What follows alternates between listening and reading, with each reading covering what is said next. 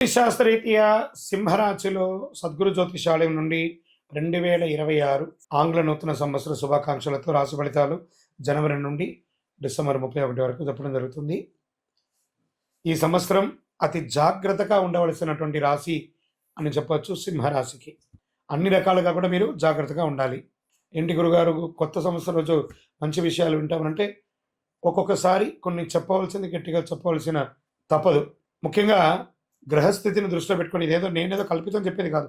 ఆ గ్రహాల యొక్క మార్పిడి వల్ల వచ్చే అష్టమ స్థానంలో శని, 7వ స్థానంలో రాహు, జూన్ 26 తర్వాత గురు విరయస్థానానికి 12వ స్థానంలో ప్రభావం. అదే సమయంలో కాలపురుషునికి 4వ ఇల్లు అయిన కర్కాటక రాశిలో గురు ప్రభావం.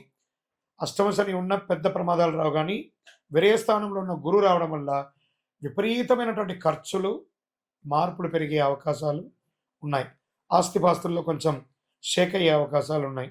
జూన్ 26 తర్వాత సింహరాశి వారికి స్థల మార్పు, ఇల్లు మారే అవకాశం, విపరీతమైనటువంటి ఖర్చు శుభకార్యాల కోసం చేయడం,